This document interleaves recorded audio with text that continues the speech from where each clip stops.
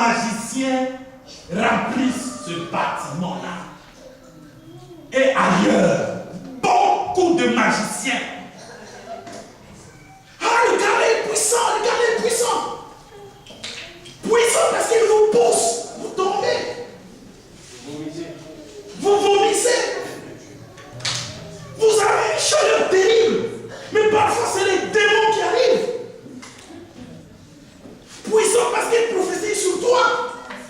Vous ne savez pas qu'il y a des gens qui, avant qu'ils viennent dans votre église, ils ont consulté les marabouts pour vous. Ils viennent vous raconter les prophéties. Les vrais magiciens sont devenus rares, même dans les églises. Parce que les vrais magiciens, d'après Jésus, ils prophétisent. Ils font des miracles et ils chassent les démons. C'est pas vrai? Les vrais magiciens. Oh, ceux d'aujourd'hui, parfois, quand vous remarquez vous-même que ça ne tient pas, c'est que c'est même pas un magicien. Mais, parce que le vrai magicien, il chasse les démons au nom de Jésus. Il prophétise au nom de Jésus. Il fait des miracles au nom de Jésus. Le vrai magicien. Mais Jésus ne le connaît pas.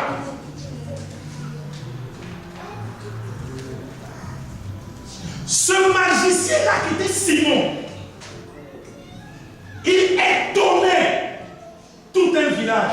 Mais maintenant, il faut que je vous dise pourquoi toute une ville pouvait être étonnée par les magiciens.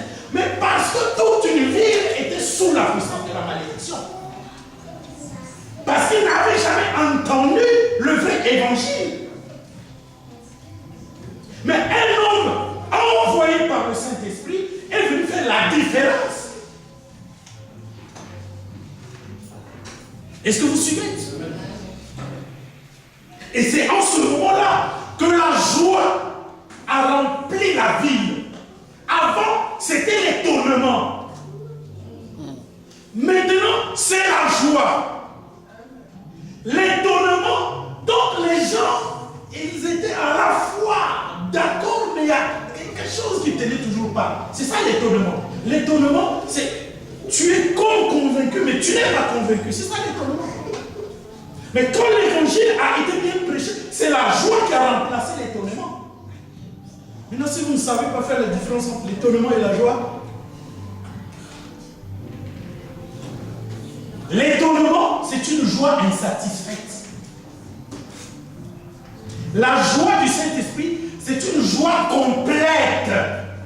Vous êtes nourris, abreuvés, satisfaits, convaincus du Seigneur. Continuons, frère. Je suis au verset 22. Réponds-toi donc de ta méchanceté et prie le Seigneur pour que la pensée de ton cœur soit pardonnée s'il est possible. Prie le Seigneur pour que la pensée de ton cœur soit pardonnée, si cela est possible. Il a dit, c'est pas vrai, tu as une pensée comme ça, qu'avec de l'argent tu peux obtenir le don apostolique. Il dit, mais c'est pas possible. Ton cœur n'est pas droit devant Dieu.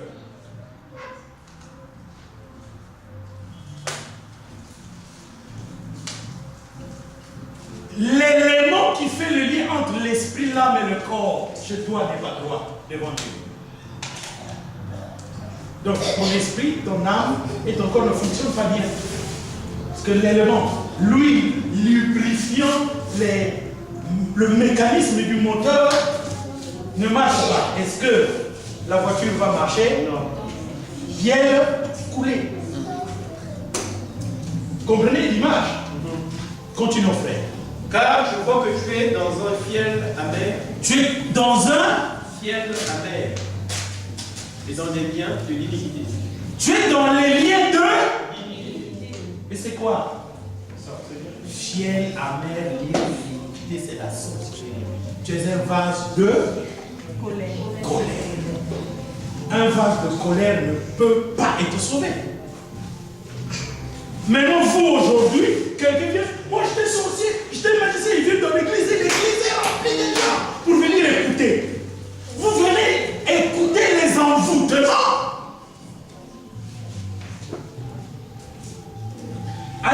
YouTube, là on a mis Règne du ciel. Près de 80 000 ou 100 000 vues. Mais allez là où j'ai prêché la délivrance, 100 vues. Aujourd'hui, il fait beaucoup de vidéos. Mais quand même, beaucoup de vidéos là par rapport à 100 000 vues pour des bêtises.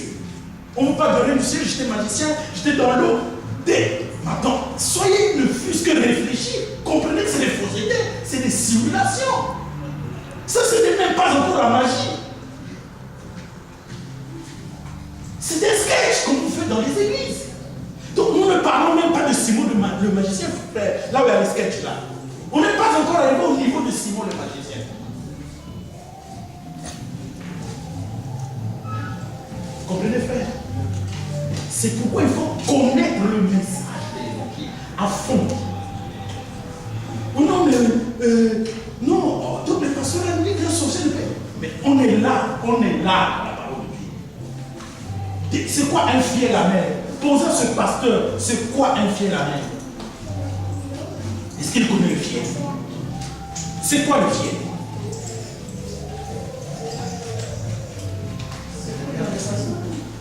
Oui, dans le poisson. Le Ndumba Nouri. Oui, le peuple. Le Ndumba Nouri. Tu n'as pas compris? Elle a compris. Moi, je ne suis pas dodo. Elle est la rue Congo. On se comprend. Le Ndumba Nouri. Frère, en Centrafrique, on appelle ça comment? Un truc qui est dans... Le poisson qui est très amer, ça, je sais. Ouais, je pense... Dans le poisson là. si on perce ça... C'est du bin ou quoi? Vide. C'est du bin en français. C'est quoi? Du bin en sambo, je connais pas. C'est la Bible. Nous on dit Ndumba Ndouri. Ou Ngamba Ndouri. Mais tu dis pourquoi? C'est les langues. En français on dit quoi? La Bible. Ou le fiel. Dans le poisson, si vous le trouvez. Et toi tu n'as pas de Bible? Non, non.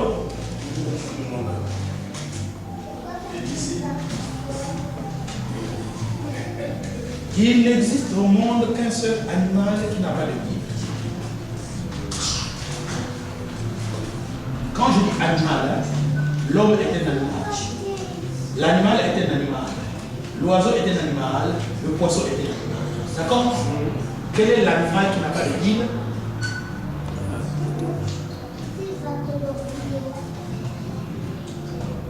Hein? Ils en ont. Quoi?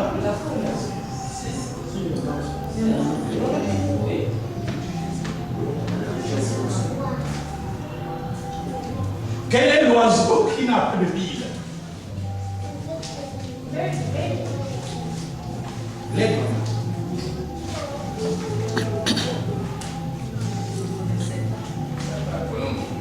La colombe. Quand tu as deviné?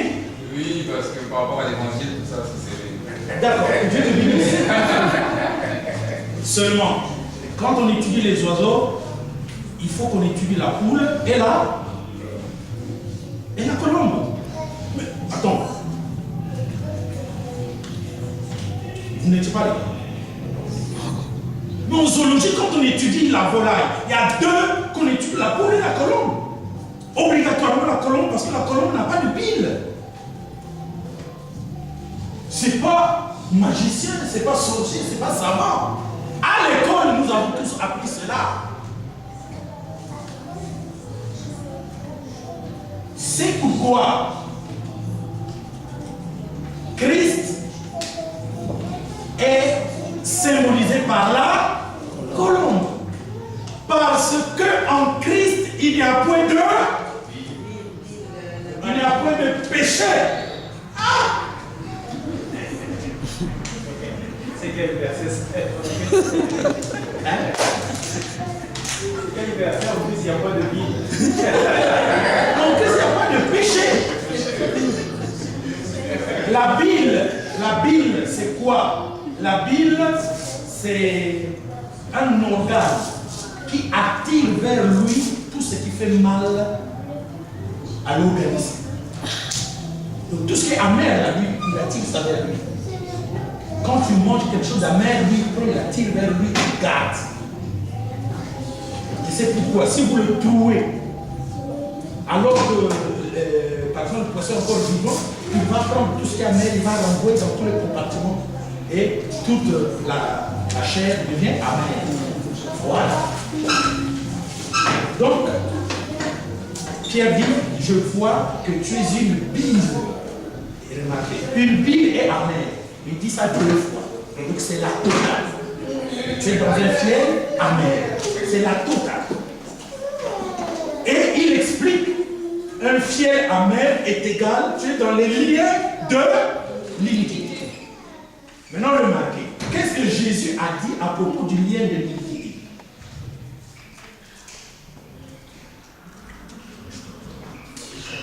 Matthieu 7, 21 à 23. Quelqu'un qui est dans les liens de l'iniquité ne peut pas être sauvé. Il peut faire des miracles. Il peut chasser des démons. Il peut prophétiser. Mais il ne fait pas la volonté de Dieu. Or, quelqu'un qui ne fait pas la volonté de Dieu est un ennemi de Dieu. Donc aujourd'hui, le problème c'est d'apprendre au peuple de Dieu de faire la volonté de Dieu. Ce n'est pas seulement d'attrouper les gens. Attrouper les gens, amenez-les à connaître la volonté de Dieu.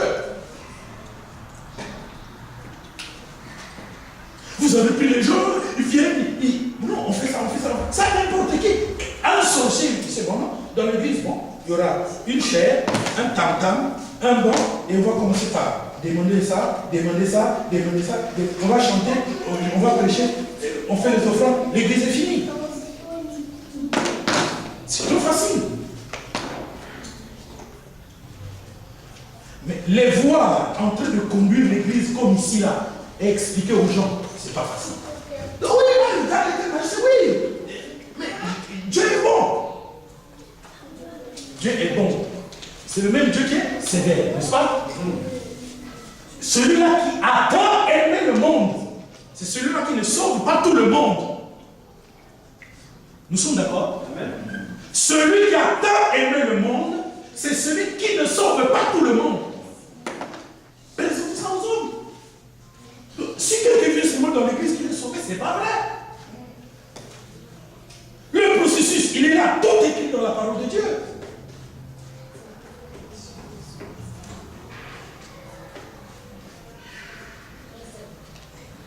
La sœur a beau me chamailler. Pasteur, quand vous avez pris la selle là, moi, j'étais comme exclu. C'est pas moi qui t'ai exclu. Il est écrit. Non, mais moi je crois déjà. Mais oui, tu crois, ma soeur, je sais que tu crois. Mais tu ne m'as pas encore dit que je dois d'abord naître d'eau. C'est pas moi. Oh, mais oui, moi je pensais que tu connaissais. Non, je ne suis pas Dieu. Il est écrit, les gens venaient se faire baptiser auprès de Jean-Baptiste. Et ils confessaient leur péché. C'est toi qui dois dire, je veux être baptisé. C'est pas moi de dire, tu es prêtre. Non. C'est correct. C'est pas moi de dire, tu es prêtre. C'est pas moi, c'est toi-même. C'est ta décision. Car le baptême d'eau est l'engagement d'une bonne conscience envers Dieu. Tu peux te faire. Vous voyez, frère? Voilà pourquoi, si la femme est sorcière, et que toi, tu es saint, vos enfants sont de l'autre côté. Quelles que soient les prières que vous allez faire, Dieu les a déclarées comme ça.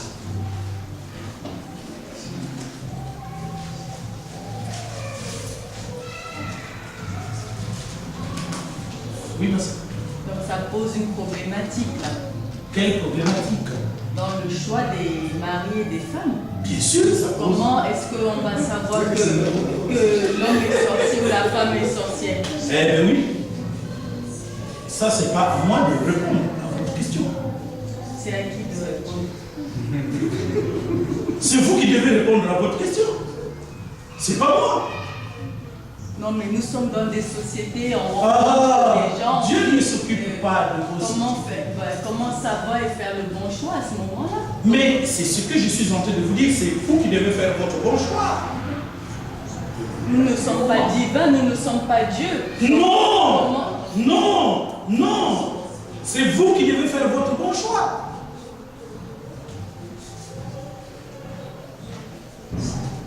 Et moi qui m'a fait mon choix, c'est Dieu qui m'a fait mon choix.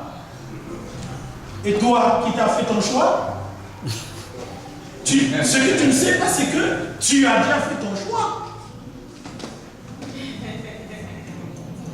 De quel choix tu parles?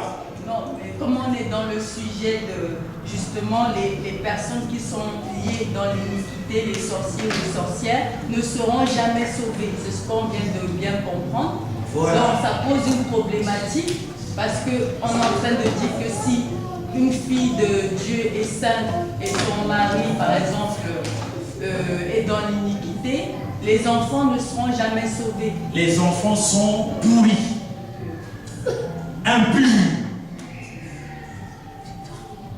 Je ne fais que t'apporter cette vérité. Ma soeur, si tu n'avais pas fait le bon choix,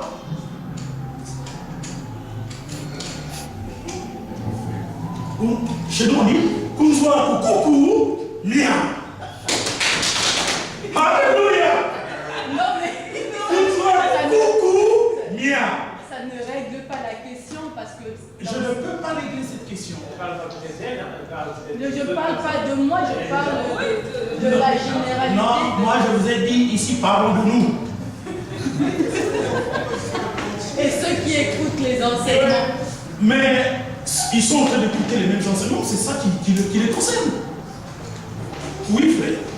Je crois que la question est de savoir comment savoir quelle est sorcière ou quelle sorcière. Voilà, c'est ça. Parce qu'elle veut faire son choix et C'est une tomber sur la question de bien. Il s'agit tout simplement de bien poser les questions. C'est ce que j'ai posé. Ce que tu as dit et ce que ton mari a dit, c'est pas la même chose. Aidez-moi, frère. Est-ce que c'est la même chose? Bon, mon fidèle, moi, c'est pareil. Hein? Mon fidèle, moi, c'est pareil. Non, Non, comment faire son choix? Elle parle du choix. Mais le frère parle. Mais le frère a posé la question qu'elle n'a pas pu poser. Comment faire la différence entre un sorcier et celui qui n'est pas sorcier? Sous-entendu, dans sa question, c'était ça. Non. Ah, merci. Au fait, c'est ça. En un mot, Attends, s'il vous plaît. non, c'est ça qu'elle voulait dire, mais elle a mal posé. Voilà mon problème. Et c'est ça le problème que nous devons avoir avec Dieu. Tu peux avoir une bonne pensée, mais si tu ne la dis pas bien à Dieu, Dieu va te traiter tel que moi je suis en train de te traiter. Il faut poser clairement. Dans la prière, aussi c'est comme ça. Voilà pourquoi beaucoup de gens prient beaucoup, mais Dieu ne les écoute même pas. Parce qu'il tape à côté. Remarque, toi tu as déjà fait un choix. Normalement, la question de choix, tu ne dois plus la poser. Mais si tu me dis, frère, par rapport, là c'est là où tu t'es racheté. Par rapport à ceux qui nous écoutent, ils se posent un problème parce que eux, qui n'ont pas encore fait le choix, doivent faire attention. D'accord. Vous qui êtes là, vous avez déjà le choix. Si c'est le mauvais, maintenant c'est la bonne question qu'elle vient de me poser. Et si les enfants prient, zéro. La bénédiction du Seigneur est sur eux. Se faire baptiser ne sauve pas. C'est être baptisé du Saint. Ils peuvent se faire baptiser. Ils peuvent se repentir. Mais pour recevoir le Saint-Esprit, ça ne passera pas. Et c'est pourquoi nous avons des cas de gens bien enseignés, baptisés au nom de Jésus-Christ, le Saint-Esprit ne vient pas. On ne sait pas pourquoi il y a des cas comme ça. Paul a dit, voilà pourquoi il y a parmi vous beaucoup de malades et des gens qui meurent en montant à la table du Seigneur. Donc il y a beaucoup de choses qui amènent cette mort-là. Donc ma soeur. Très concis. Oui, oui, je viens avec la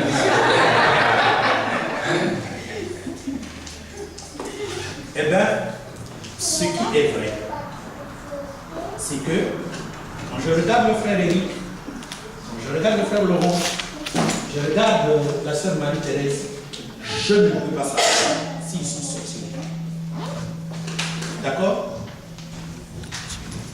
À moins que le Saint-Esprit me le dise.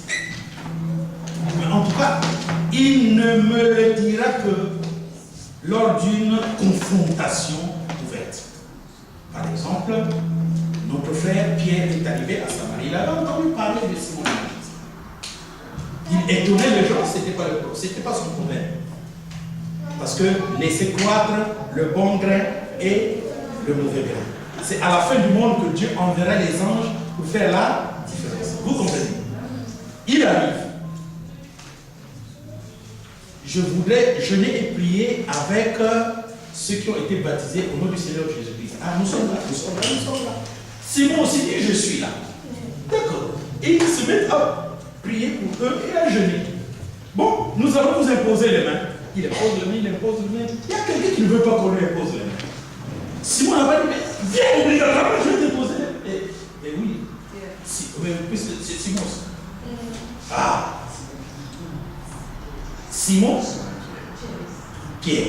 L'autre, c'est Simon. Il ne l'a pas obligé. Frère, vous devez bien lire la Bible et vous poser les questions juste pour connaître comment on marche dans l'église. Il venait d'être baptisé au nom de Jésus, n'est-ce pas? Mais l'apôtre Pierre n'a pas l'autorité de lui dire obligatoirement, viens, je vais t'imposer les mains. Vous ne comprenez pas. C'est quoi l'autorité?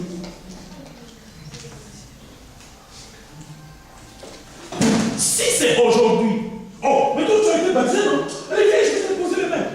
Tu ne comprends pas? Non! Ça se dit pas. Dans l'œuvre de Dieu, on ne force pas. Il a l'autorité, mais ce n'est pas lui le Dieu des esprits de toute chair. Et donc, il a terminé d'imposer les mains aux gens et les gens sont en train de parler en langue. Lui aussi, il a été baptisé. Bon, Pierre le regarde, il ne lui dit pas. Les gens qui voulaient être imposés les mains, ils sont là. Après, il entend quelqu'un qui lui dit, non, prenez de l'argent, donnez-moi le pouvoir. Il dit, je ne prends pas ton argent. C'est ça, quelqu'un qui a été baptisé au nom du Seigneur Jésus. Ça, c'est la sémence du diable. La race de vipère, la race de serpent. C'est en ce moment-là, l'acte qu'il a posé démontre qu'il est. C'est pourquoi on n'impose pas précipitamment les mains.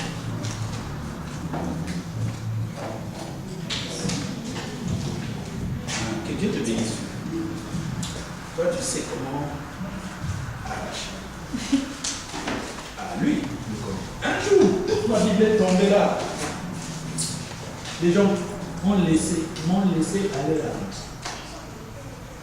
Tu vois, ma soeur, c'est toi qui as pris ma Bible, hein?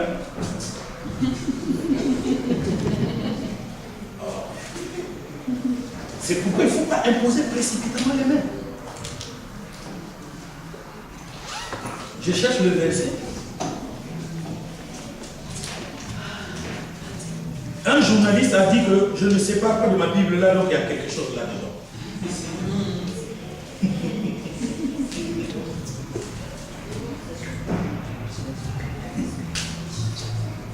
Tu vois, rapidement je trouve.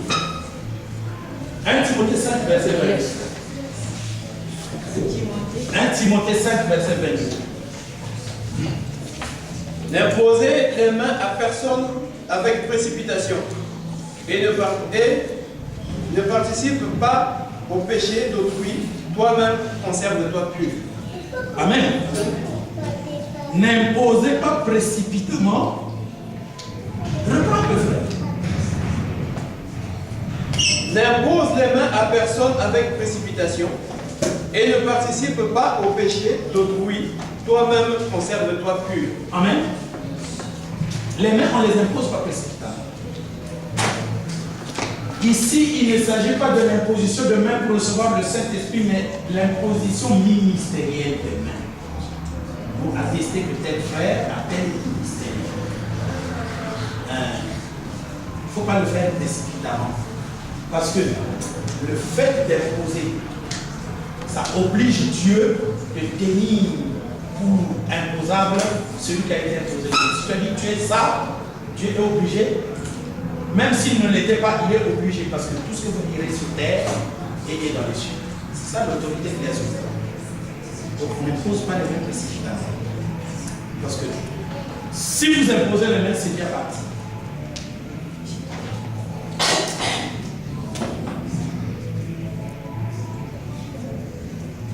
Tu te souviens? Tu ne sais pas ce que je t'avais fait. Voilà le malheur. Toi aussi tu étais là.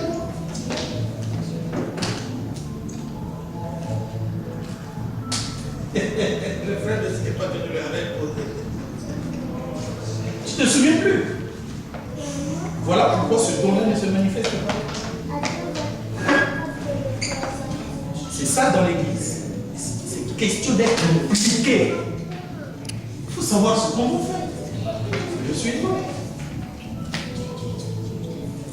Tu as eu une grâce. Voilà pourquoi tu sais. Parce que tu ne sais pas qu'est-ce qu'on t'a donné. Et donc, continuons. Donc, frère, revenons un peu sur la prière. Je voudrais que vous commenciez de savoir c'est quoi la prière dans l'assemblée. La prière dans l'assemblée, c'est le lieu le mieux indiqué pour Dieu vous écoute. Ça, je le dis en toute doctrine. C'est vrai qu'il écoute quand tu pries là-bas. Écoutez-moi très bien. Quand tu es seul là, il t'écoute. Mais je crains qu'il n'aime pas venir t'exaucer là-bas. Parce que le lieu où Dieu exauce, c'est ici. Parce qu'il y a une discipline. C'est le lieu où Dieu aimerait envoyer les anges pour venir. C'est-à-dire ici. Là-bas, tu fais ta demande, il est d'accord, il écoute. Mais le jour où il va envoyer l'ange pour te bénir, il veut que ce soit ici. Parce que c'est ici qu'il se rencontre avec son peuple. Et s'il veut envoyer les anges, c'est ici. De l'autre côté là-bas, il pourra envoyer un ange pour que le pire n'arrive pas. Est-ce que je me fais comprendre? Mais le lieu où Dieu exauce, c'est dans son pays. Dieu siège au milieu des louanges de son peuple. Dieu juge au milieu des dieux. Est-ce que vous êtes en train de comprendre? Car là où 2 ou 3 sont rassemblés en mon nom, je suis là. Quand tu pries là-bas, s'il intervient, c'est en cas de force majeure. Je n'exclus pas qu'il le fait. Parce que Dieu n'est pas seulement un Dieu de près, il est aussi un Dieu de loin. Mais s'il vous plaît, une assemblée solennelle, une convocation sainte est mieux qu'un singleton en Christ là-bas. Là, il peut intervenir en cas de force majeure. Ne crois pas que tu seras toujours en cas de force majeure. Ne fabrique pas un cas de force majeure, comme beaucoup le fabriquent.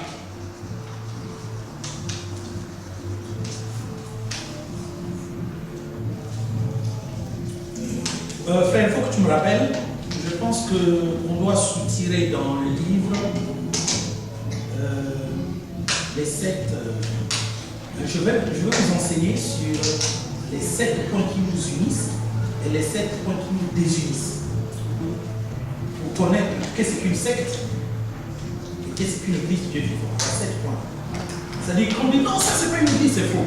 Parfois vous le dites, mais tous les 7 points qui font qu'une église soit église sont réunis. Pour que l'église ne soit plus église, il y a 7 points qui doivent être réaliser les 7 points qui nous désunissent. Une église, pour connaître une secte, c'est très facile. Et vous allez comprendre qu'un sorcier ne marche pas dans les 7 points qui nous unissent. Il n'y entre pas, comme Simon le Magicien. Donc, frère, pour reconnaître qui est sorcier et qui ne l'est pas, c'est quand l'évangile est annoncé que le sorcier se dévoile et que le Fils de Dieu aussi se dévoile. C'est la prédication de l'évangile qui illumine, parce que la prédication de l'évangile est une lumière spirituelle. C'est-à-dire qu'elle dévoile les pensées du cœur. Pour connaître qui est sorcier et qui ne l'est pas, il n'y a que la parole de Dieu. Alléluia. Hébreux, chapitre 4, 12 à 13.